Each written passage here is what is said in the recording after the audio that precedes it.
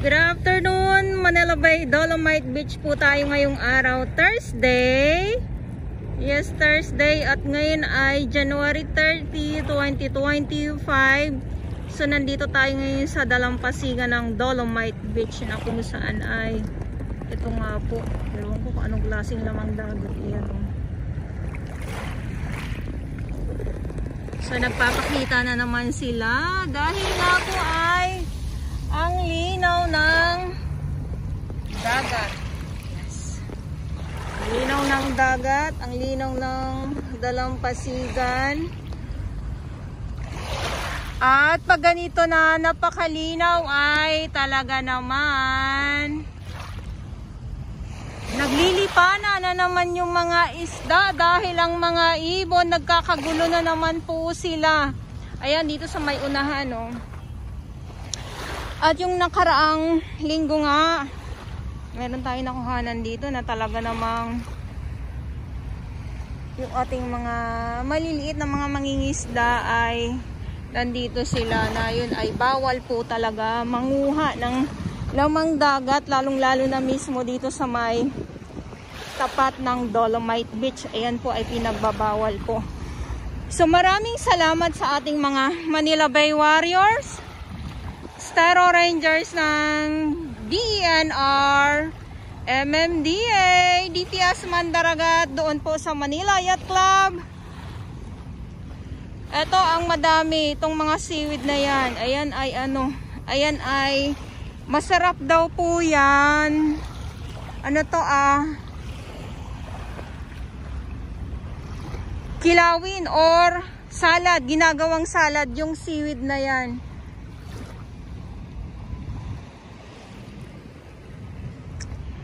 So dito muna tayo sa dalampasigan ng Dolomite Beach at medyo tahimik. Pag tahimik ang dito na tayo.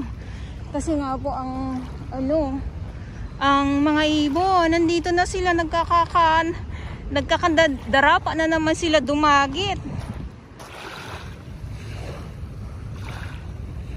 May white din pala na yung tong seaweeds na to. May puti din pala, ngayon ko lang napansin. Ito ito yung madami ngayon. Yan. Ito yung naglilipa na ngayon. Tapos ginagawa pa lang salad ng iba yan. At yun ay masarap naman daw, sabi nila. Yan po ay hindi ko pa naman po natatry.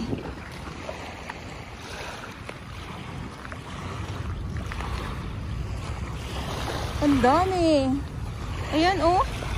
Ayan.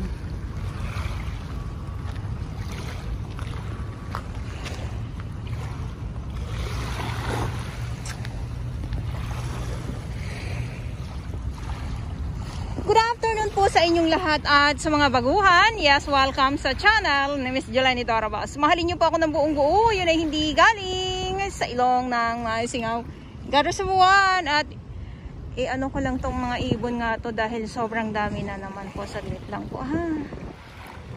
Good afternoon, Manila Bay, Dolomite Beach po tayo ngayong araw, Thursday. At ngayon ay January 30, 2025. Sarado po ang ating Dolomite Beach dahil Thursday ay maintenance day. Ayan. Mag-aalas 3 ng hapon na po. Ito yung ating sitwasyon dito sa loob ng Dolomite Beach. Kung nakikita nyo po na parang dinaanan ng kung nasasabihin na naman ng iba ay bagong tambak. Hindi po ito bagong tambak. Ito lang po ay pinasadahan ng traktora, yung maliit. So panglinis na din, kumbaga bumabalik yung yung kinang ng Dolomite Beach pag umaandar po talaga ang go traktora. At saka yung mga nasa ilalim na mga kalat na mga maliliit, ayan ay nakukuha din po. Ayan, itong mga ibon na to at may dambuhan ang barko na dumating dito sa kabilang side naman. Maraming isda or maraming Maraming mga lamang dagat na naman dito sa side na to. Yan, yung nagkukumpulan na yan. Nagkakagulo yung mga yung mga ibon ngayon.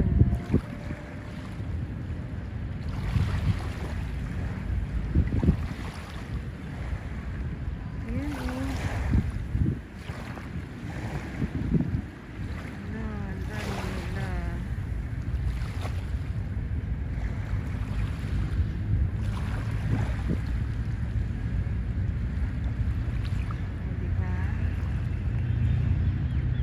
Piyesta na naman nila. Buti pa yung mga ibon, no? Piyestang piyesta naman. Nagdidiwang na naman sila ngayon dito sa Manila Bay Dolomite Beach. At ulitin ko lang po, ngayon ay January 30, 2025. Baka kasi nagkakamali ako ng petsa.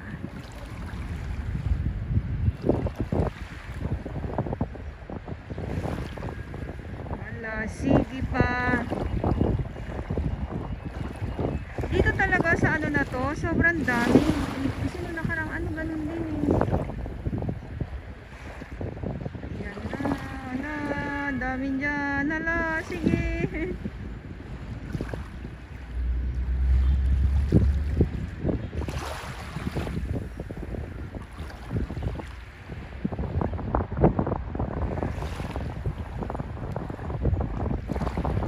Kaya lang ulitin ko lang po muli, no, bawal po mangisda dito malapit sa Manila Bay Dolomite Beach po sa ating mga kababayan, lalong lalo na sa mga baguhan, sa mga hindi po nakakaalam.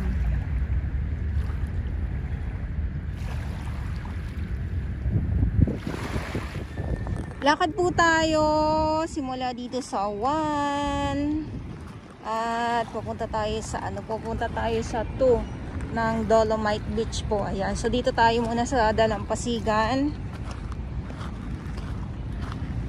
Maraming salamat mga warriors, MMDA, DPS Mandaragat, Estero Rangers ng DENR.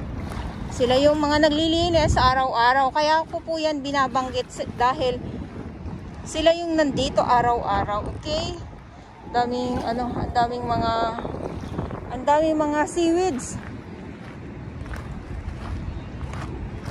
na pwedeng sabi is gawing salad daw po. Salad.